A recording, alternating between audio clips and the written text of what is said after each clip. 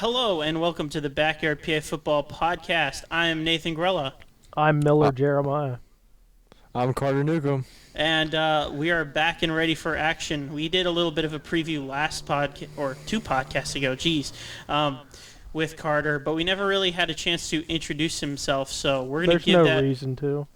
Oh my goodness. The disrespect coming already from Yeah, Jeremiah. let's restart this. I'm sorry. No, I like this. This is more fun. We got a little bit of a conversational aspect too. No, we got to Me and restart Jeremiah this. will go at each other. That's really all the more you need to know about me is that I will go against Jay. I will go against Grells. It's going to be a fun podcast. I think I like this setup a lot better. We just agree to disagree on just about everything. So.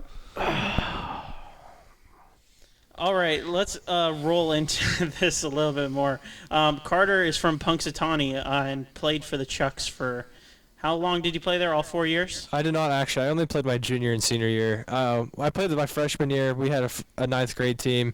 We were absolutely trash, and then I was just like, I don't want to do this, and I didn't want to deal with it anymore, and then I missed it, and then I came back my junior and senior year. We were okay. We were still pretty trash, but we were competitive, so I mean that was fun.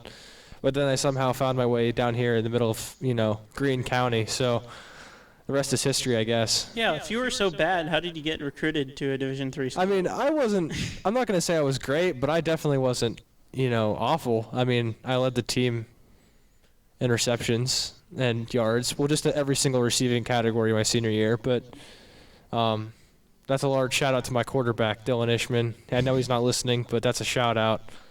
That's in District 10, right? District 9. District 9. The worst district in Pennsylvania. There's 25 schools. It's in the middle of nowhere.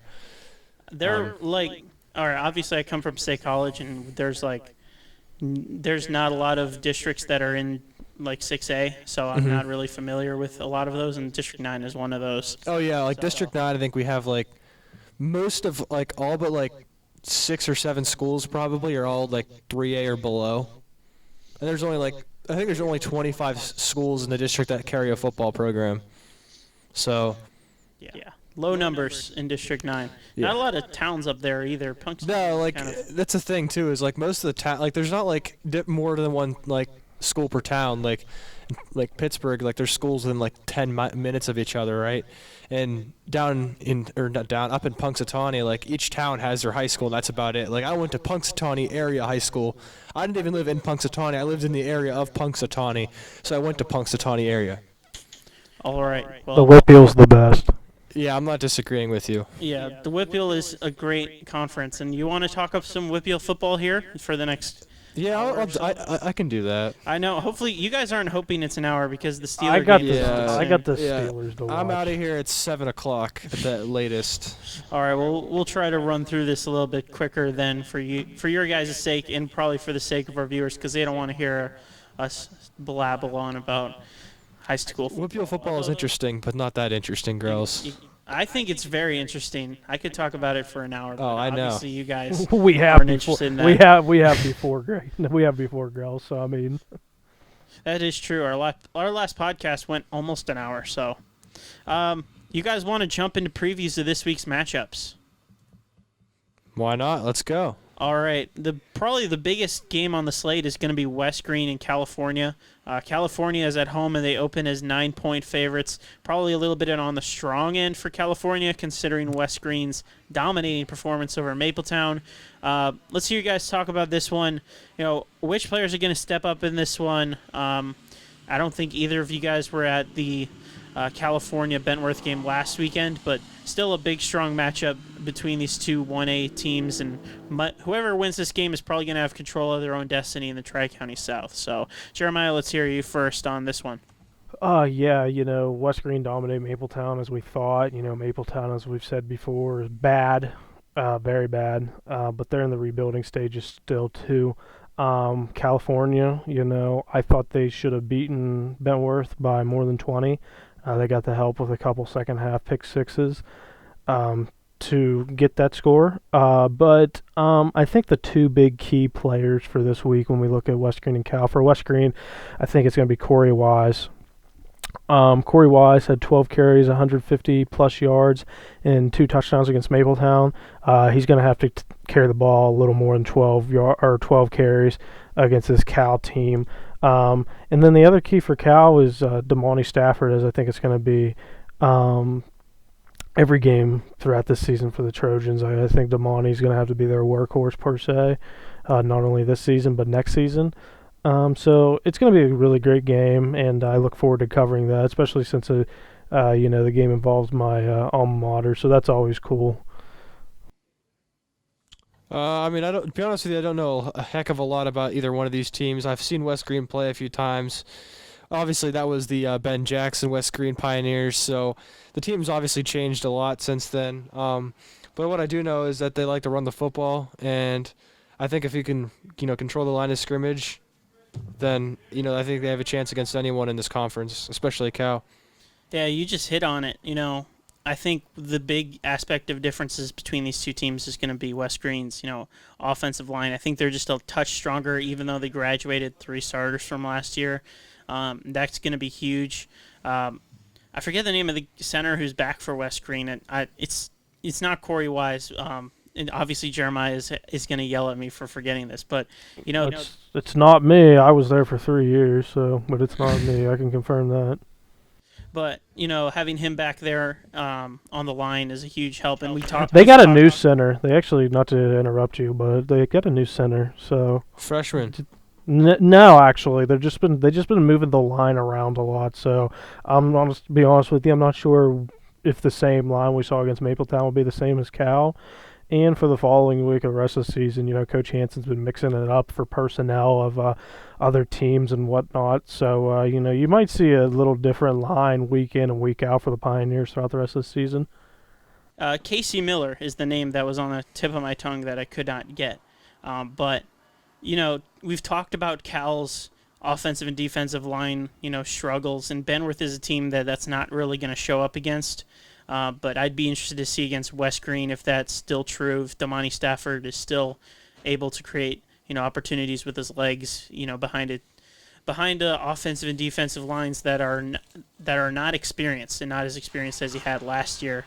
And even last year's game didn't work out so well for Cal, so we'll see. But how big of a factor we talked about Cal's defense on Saturday, how strong they were against Bentworth, 2 pick sixes.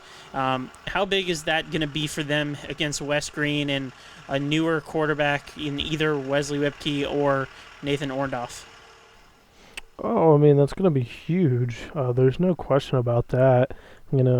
Especially if, Orndorff has a little bit of experience from last season. We saw Wesley Whipke play the whole game on a quarterback for the Pioneers and actually threw a touchdown pass to Orndorff. So, but the big thing for Cal is they're going to have to put pressure on Whipke early and often. But also West Green's not going to throw the ball 20 times a game, let alone 10. So the Cal's just got to stay in position. Clog up the holes in the D-line and let the athletes in the back, make all the plays on defense to stop the Pioneer run game. And then, as you've mentioned Corey Wise and how dynamic he is in the backfield, he's just a different type of runner than Ben Jackson is. He's much more strong and, down the middle type runner that we see a lot in the Tri-County South. And a Cal team that's pretty light, Ethan Fike down the middle might be the only linebacker that's going to be able to stop him. Is there anyone else that you've looked at Cal that is going to be able to stop that type of runner that Corey Wise is from West Green? Yeah, just gang tackling, kind of like what McGuffey did with Andre Porter. Not one defender's not going to bring down Andre Porter. Now, obviously, Andre Porter and Corey Wise are 2 different monsters per se. Porter goes about 6'3", 280. Corey Wise is definitely not 280 pounds. But I think gang tackling for Cal's going to be huge. Cal's definitely got the speed to run him down. As far as like Jaden Zuzak, Damani Stafford, and Fike. But I think as far as they're just going to have to. It's going to take more than one person to bring down Wise. But That's normal per se in the game of football. There's not a lot of one-on-one tackles. All right, and what do you say? Let's pick this game, guys. I will go first here. I think that at a 9-point spread, that's a little bit too wide of a margin for Cal. I'm going to go with the under, but I still think they'll pull up a win here. Maybe a little bit closer of a game heading into the fourth quarter. Maybe West Green is leading at some points, but I think Cal pulls away with probably like a 5 or 4 point victory in this one. Jeremiah, I'll let you go next. Yeah, this one hurts for me, but I'm gonna go over, but not by much. I think Cal wins by 2 touchdowns. I think they pull away late, and that hurts me to say, but I want to be right, so I'm gonna take Cal by 2 touchdowns. Well, to quote one of my favorite analysts in college football history, Lee Corso, not so fast. I'm taking the Pioneers outright. Oh my goodness! I think I'm gonna take an upset. This is a big test for them. They're gonna be pumped up, heading up there to Cal. I think they'll get it done. I think they'll win late in this game. Give me the veteran offensive line. Give me Wise all over Cal. Jeremiah, what's your reaction to that? You didn't have the guts to pick out your own alma mater, and Carter pulls up and picks the under and wins. Well, I don't want to jinx them. I feel like I have that much power with this podcast that I jinx teams. I did it to Wash High on Friday, so I'm going with, I got West Green in my heart, but I'm not going to pick them on here. But, wink, wink, I am, but I'm not. Makes sense? Well, little does Nathan know. Now, obviously, Jay, you know this. West Green's my second alma mater. Oh, gosh. We've been over this. Like, Jay knows this, I have just as many West Green shirts in my closet as I do Punxsutawney shirts, so I consider myself a graduate transfer at West Green. So I'm gonna take my alma mater because honestly my high school didn't even have an alma mater. So go Nears, baby. Dub G. All right. That'll be a fun game. Jeremiah, you'll be there along with Joe Venzel, who's covering his first game for us. And you can find those tweets from Jeremiah at Miller_J66. Jay 66. Exactly. Well, I was just spelling it out. It's not just J. It's yeah. J. Okay, let's move on to Ligonier Valley at Fraser, which would be the game of the week if there wasn't a renewal of a I-69 or I-70. Nice. I did that again. It's literally the logo of our podcast. And I'm literally wearing it on my shirt and right my there. hat, and it's right next to us. It's right next to you. Nice, girls. It's nice. I-79. I like the effort to crack a joke, but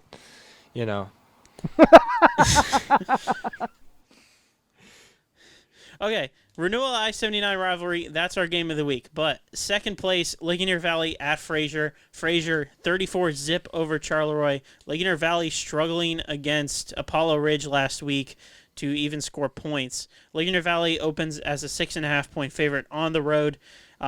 Fraser coming in hot. Braden Boggs coming in hot. Our amigo of the week last week.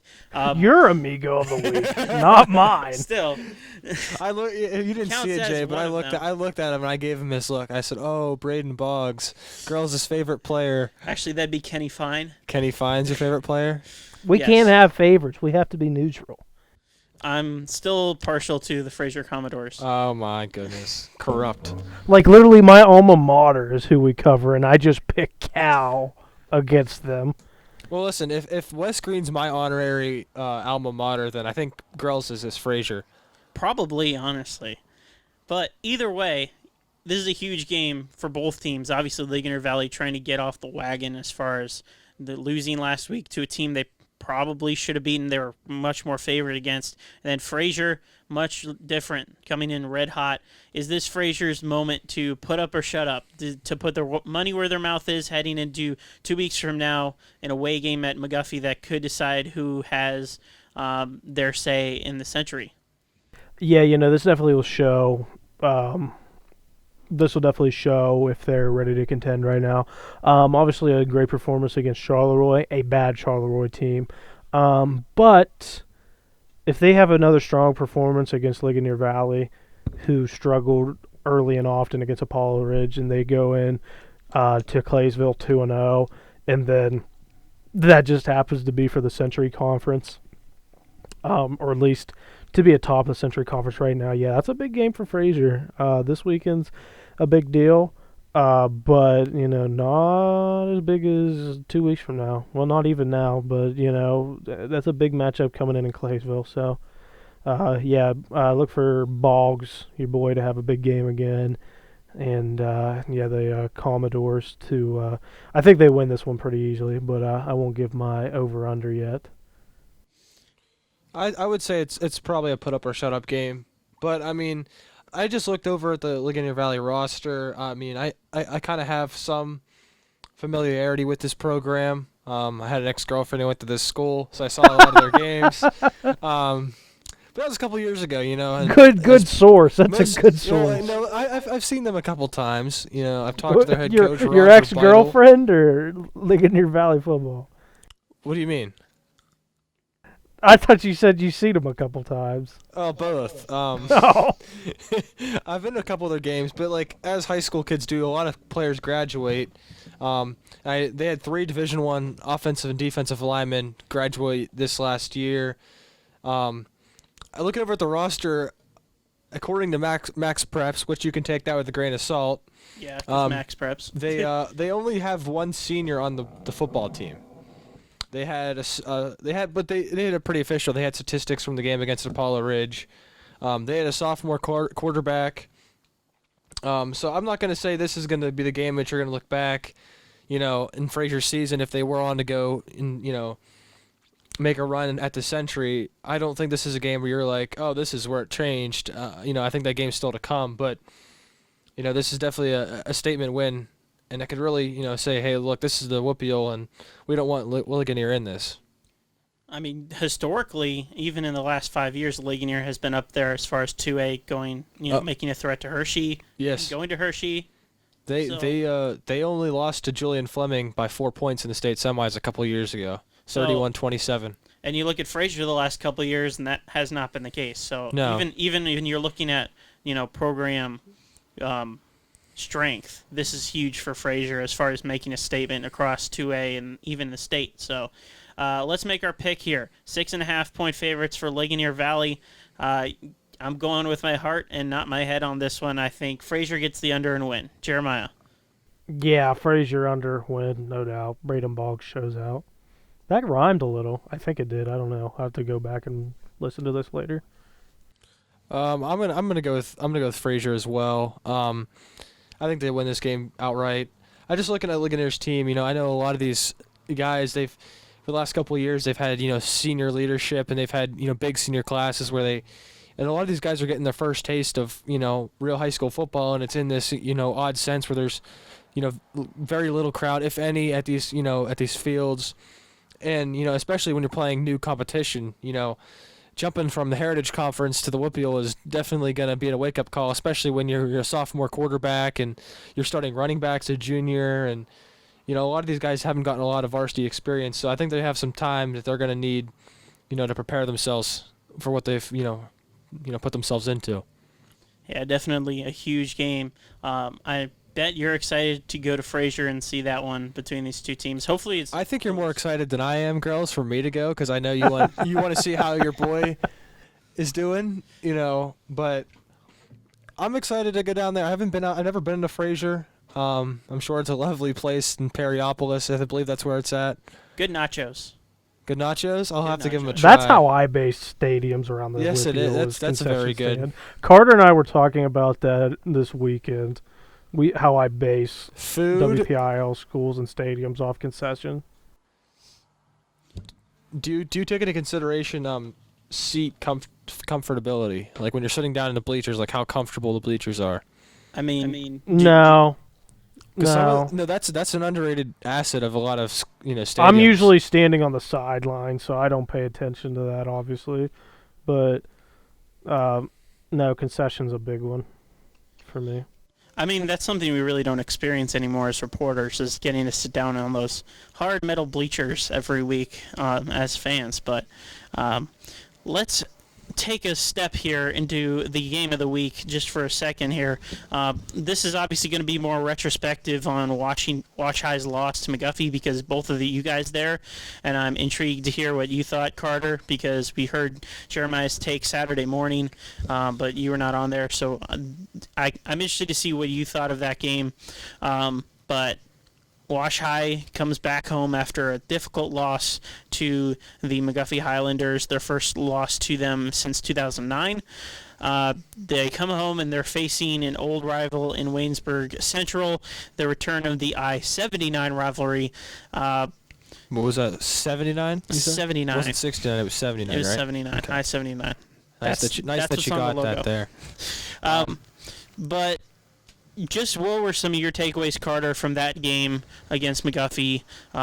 Some things that you saw from Wash High side, and then if they can correct that heading into Waynesburg. Well, I mean, not to pat myself on my back, but I kind of said, last week is when we were there in 2019 when they played each other, the last game of the regular season. They were sloppy with the football. They turned it over, and that kept McGuffey in the game for a long time. And I said last week is that if they keep themselves, if they can, if they're sloppy with the football and they keep McGuffey in it, with that triple option, they can keep themselves right there. And as me and Jay saw Friday night, they were sloppy with the football. They fumbled the ball a couple times. I think they only had 2 turnovers, but the ball was put on the turf a lot more than that. And that's what happened on the 2-point conversion call. After they scored which should could have been a game-tying touchdown to make it 7-6. It was a miscommunication. The ball was loose in the backfield. They didn't get the 2-point conversion. Late in the game, even later, they drove down the field and then they turned it over again on a fumble. So those are the things that I said coming in, that if they don't control the football, they can get themselves in trouble, and they didn't. And I thought that McGuffey for the most part, controlled the line of scrimmage, especially late in the game, because I thought that they wore down, the Wash High, defensive line. We were over there on the sideline, and a lot of those guys looked like they were pretty gassed. And when you can wear down a team like that, especially a team that's as big as Wash High is up front, that's really all what it came down to. That and discipline on defense. And when you hear that, that's pretty worrisome if you're a Wash High football fan. That's something that they haven't had for years, is that they've always been super experienced in the trenches, and they've always had that kind of leadership. And to see that kind of falter, with big mistakes throughout the game is tough for them. Is that something that we can see kind of change heading into this big rivalry game here, Jeremiah? Well, yeah, I know Mike Bosnick is definitely not going to want to have that same team that was in Claysville last Friday night. He's going to run them. He's going to get them, in better shape because, quite frankly, as Carter just said and I said Saturday, Wash High was gassed early on against McGuffey. Get them in better shape, and I think it's going to show. They're renewing this rivalry with Waynesburg Central. This was a huge rivalry back in the day. These two teams met in WPIO championships in the early 2000s, late 90s, and consistently met in the WPIO playoffs as well as the regular season. So, this is a big rivalry, and Wash High at home. Waynesburg's kind of down after losing to Beth Center, as I thought they should have. That the game should have been Waynesburg's. We're going to see a different Wash High team, and, this will be a different Wash High team. I think this Wash High team will get better week in and week out as the season goes on. And, if it all works out, we might see a McGuffey Wash High matchup in the WPIL playoffs. But it's a little ways away from now. But I think we'll see a much improved Wash High team. And I think they'll put up more than 6 points against Waynesburg.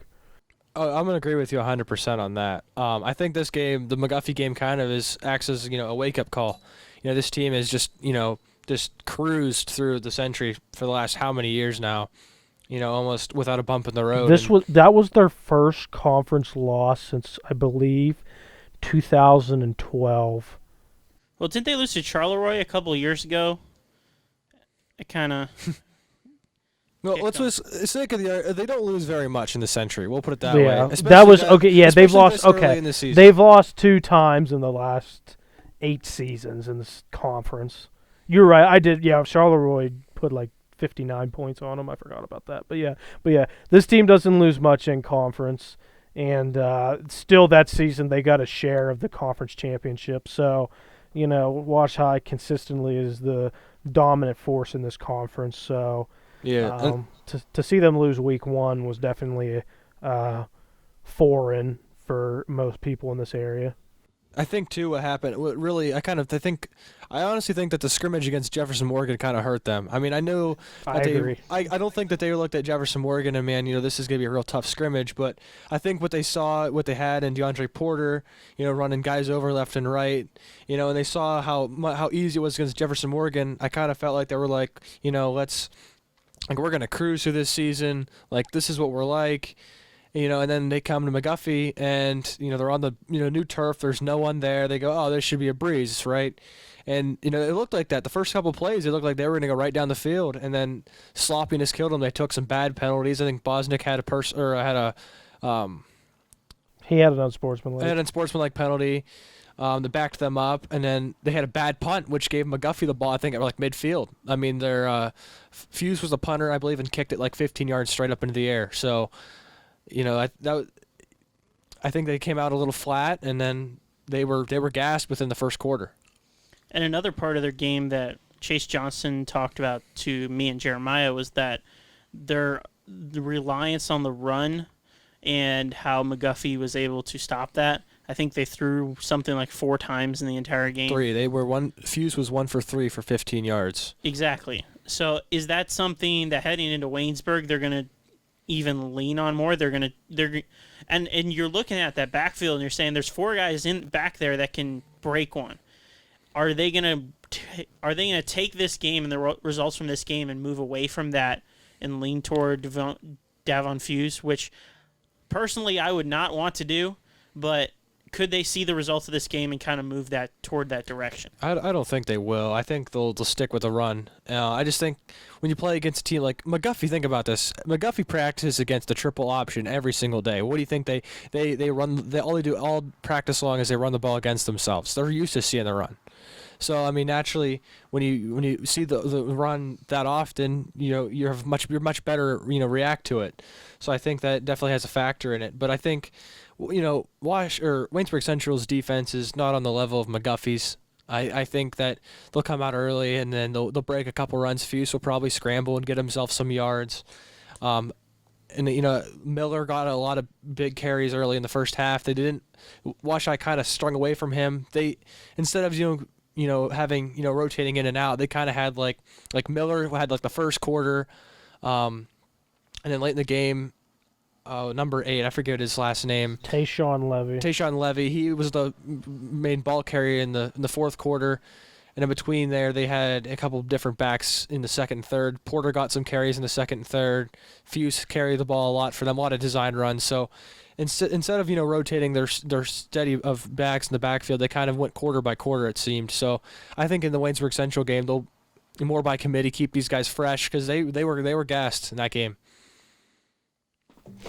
Yeah, I think Wash High just stays on the ground. Like you mentioned, they got those backs back there and stick with them. Even Fuse running the ball, but like you mentioned, they got Amari Miller to run the ball. They got Mike Allen, who had a big game in the first half. Tayshawn Levy kind of took the lump of the load in the second half. And then big Andre Porter as well, just to name a few. So, no, I think Wash High will stay on the ground. And, Waynesburg defense, as Carter mentioned, isn't the same as McGuffey's. So I look for big games from all 4 of those guys. And then let's pick this one here real quick before we move into more picks against the spread. This is a 24-point favorite game for Wash High, and I think they will win by probably, 28 is probably a good margin. So I'm going to go just slightly over on this one. Jeremiah. Yeah, over. Whole different Wash High team than what we saw last week. Oh, I'm gonna agree with you. I think this.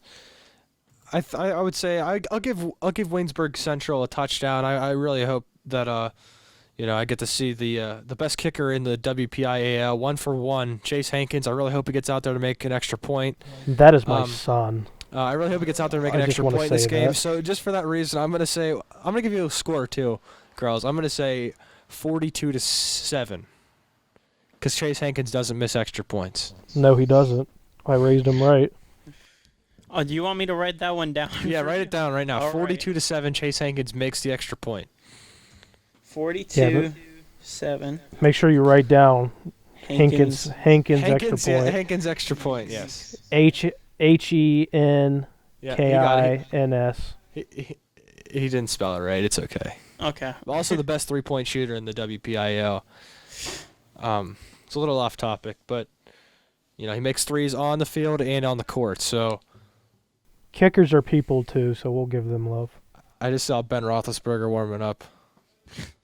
All right, we let's move along here because you guys are probably getting real excited for the start of Steelers. Yeah, I'm slowly losing focus. Yeah. Just like I was excited to see Devontae Adams on my fantasy team tear up your Vikings girls.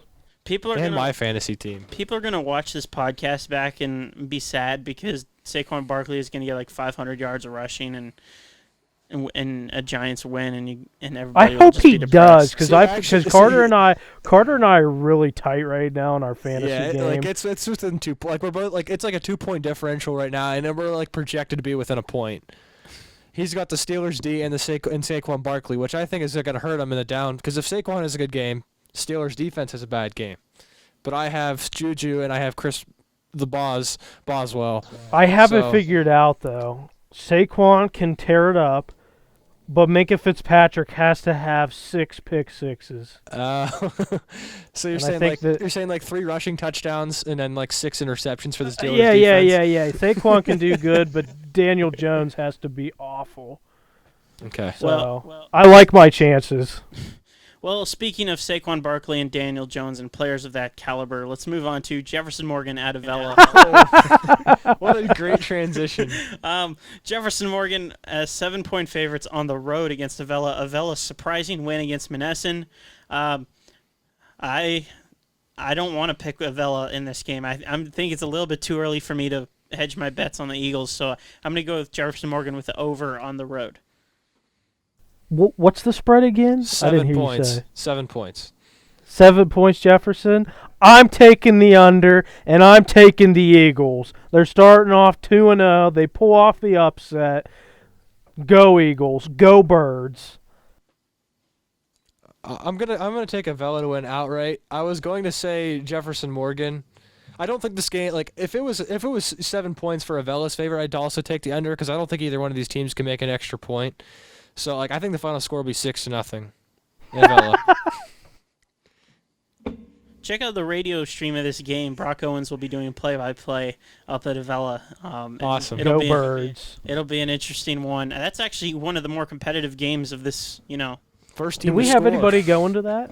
I think Brock, if I'm able to Oh, convince you're him right. You're to right. write an article for that, but we won't have anybody live tweeting, so. You're right. Brock is there. Go Birds. First person. That's going to be like an overtime game in the NFL. First team to score a touchdown will win. You never know. Jefferson Morgan's defense could step up. No. Or offense could step up. We're gonna get really off topic real fast. I just have to bring this up. So I think my junior, or it was a couple years ago in my high school. The 2 worst teams in District 9, they played each other in the final week of the season. Both teams 0-9, right? And me and my buddy, we'd in study hall 8th period. We'd do some little predictions, right? And I said 6-0. The one team was gonna win. And as I didn't think either team was capable of scoring a touchdown. I think like combined for the year they each had like under 100 points if you added up both their total points. And well, little did I know that the final score of that game would be 49-42. That's more touchdowns than I think points than they scored all season long, but they scored it in the last, way off topic, but I figured I'd just bring that up. 2 awful football teams. I mean, Jefferson Morgan going into this year, we were, marginally high on until they lost Liam. I'm not high on it. I saw them getting destroyed by Wash High, and I saw what they did last week. And in the trenches, they're not deep, but neither is Avella. So Jonathan you Wolf's can see a their lot biggest player. What did you say? I said Jonathan Wolf's their biggest player, and he's in the backfield, so. Logan Rhodes also is. Yeah, Logan is big. Never mind, Logan's the biggest guy. Sorry, Logan's my guy. But still, you could see a lot of, the athletes of these two teams kind of just run all over. You know what? I hope Just be Jefferson high Morgan scoring. proves me wrong, because I'm gonna have some. I don't know if anyone from there listens to this or not, but they're not gonna be a big fan of me on my first show. Me telling them I don't think they could score a touchdown. So, um, let's get through this before I make too many more enemies. All right, Bentworth at Monessen. Monessen on the losing end of that Avella win, and Bentworth on the losing end of California's win.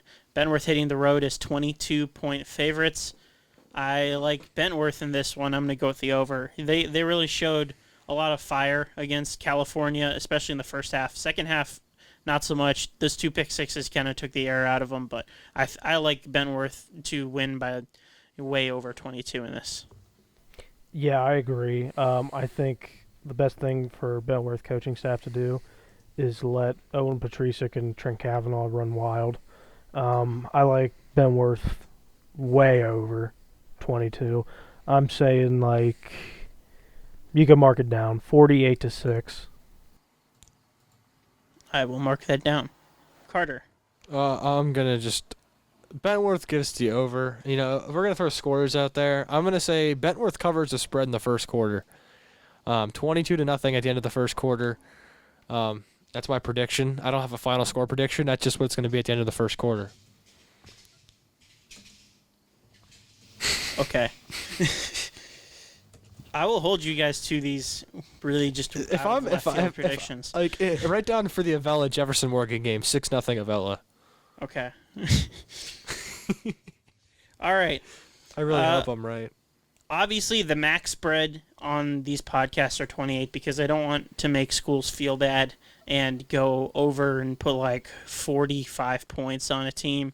But Carmichael's is at home against Mapletown, and whatever the spread is, I'm going with the over. Yeah, over Carmichael's. They ran all over Jefferson. They'll do the same to the Maples. OVER. All right, and that's about all we're gonna say about Carmichael's Mapletown before people get mad at us even more from Mapletown. Charters Houston at Beth Center. Charters Houston 14-0 at halftime against Yock. That was a little bit of surprise. Obviously, Yock came out and won 29-6 or something like that. Beth Center beat Waynesburg. They're coming back home as 17-point favorites against the Bucks. Colby Coons is really good, but Charters Houston might have an all-right defense, so that's an interesting matchup to look at this weekend. But either way, I think Beth Center gets over 17 in their win this weekend.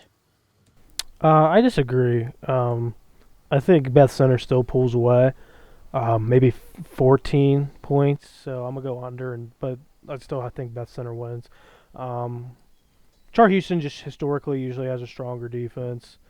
And yeah, I'm thinking like 28-14 Bulldogs. Basically just because they have Blaze Vilcoss and Colby Coons, and that's why I picked them over Char Houston. Give me the under. Let's go Bucks. They're gonna make it a close game. I'm gonna say a low scoring high school football game. Give me like 22-14. I think the matchup in the trenches there is going to be really intriguing because we saw Beth Center really play well against Waynesburg's strong defensive and offensive line, and I think Charters Houston just isn't up to that. I don't think they're as good as Waynesburg Central as far as in the trenches, so that's the main reason why I went over on that one. McGuffey at Charleroi. Charleroi coming back home after not scoring a point against Fraser, and then McGuffey riding high after their big victory. Is this kind of a letdown look ahead for Fraser next week for McGuffey, or are they just going to continue to stay strong? They are 23-point favorites on the road, and I say they're going to stay strong against the Cougars with the over. Yeah, I think the triple option runs all over Charleroi. Interesting to see if Nate Yeagle plays this week for McGuffey. I know he went out with an apparent lower body injury. I'm not going to specify because I'm not 100% sure.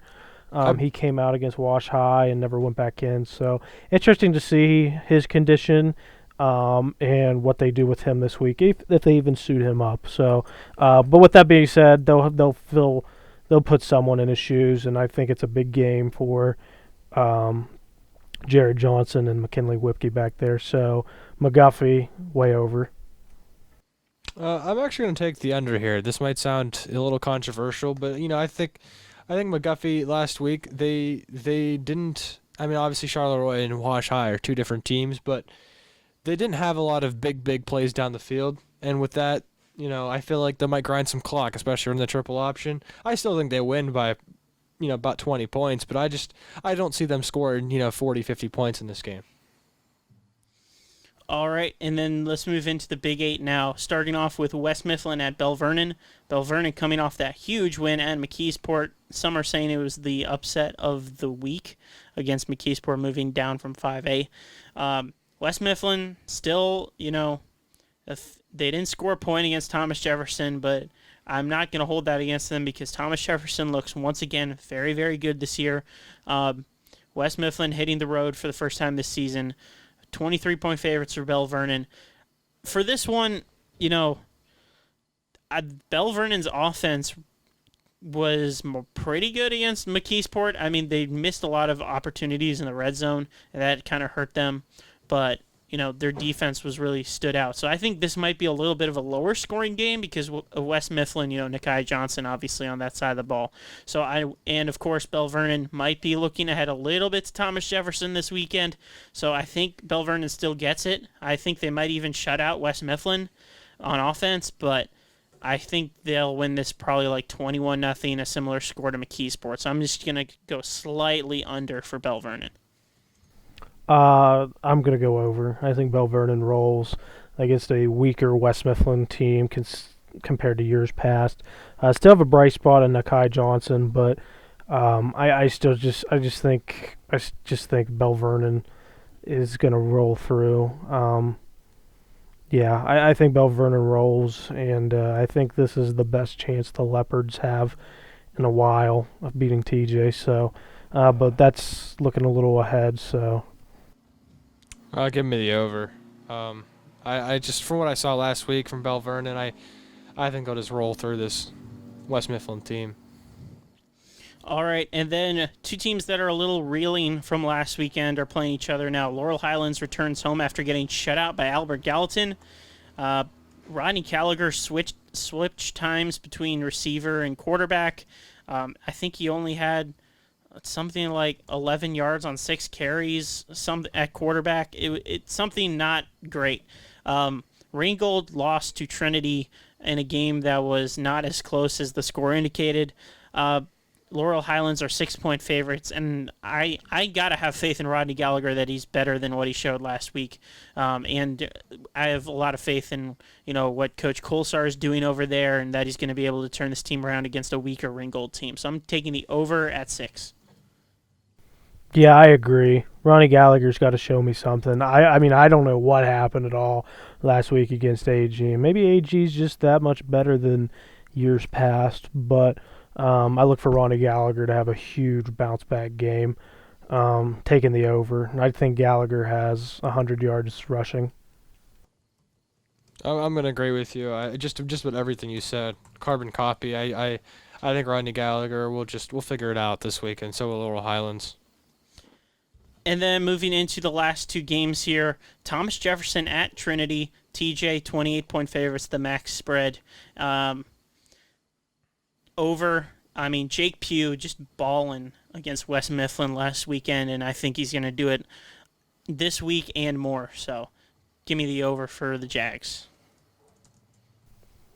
Over. That's pretty much it. Over. Yeah, this game will be over just before kickoff starts. So, I think they win 63-zip.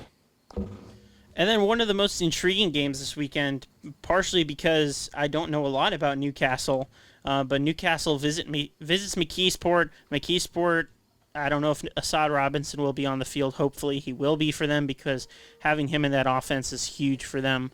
And then Newcastle, I think they made the playoffs last year. They're 10-point favorites.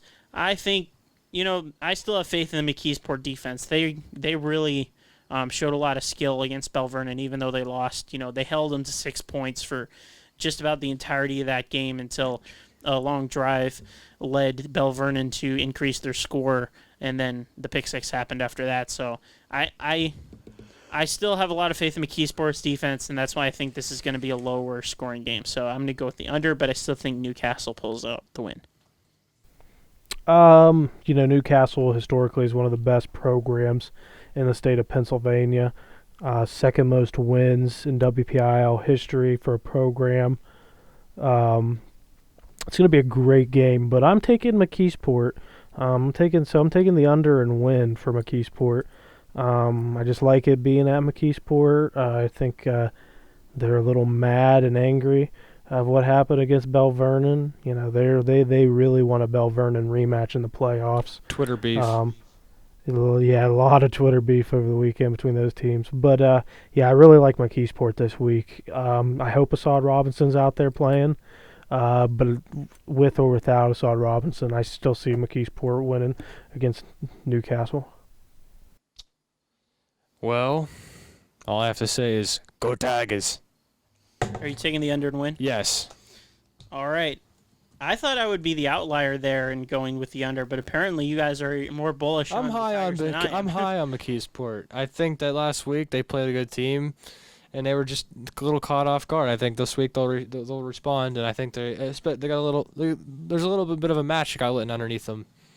All right, and before we turn it over to the plugs, let's go with our Amigo Alert section. So obviously we do every week in the recap episode, me and Jeremiah will be picking our Amigos of the week.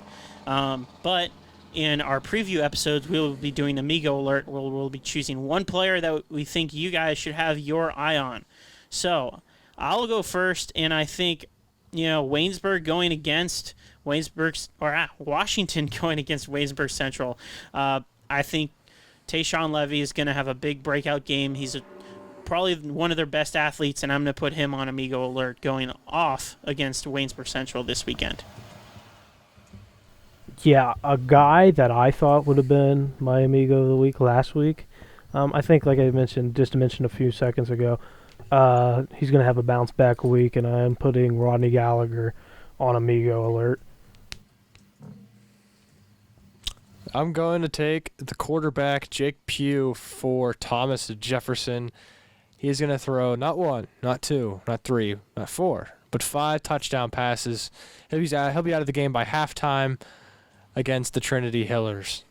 63-0 win for TJ. All right, those are our Amigo of the Week previews. I got to come up with a better name for that.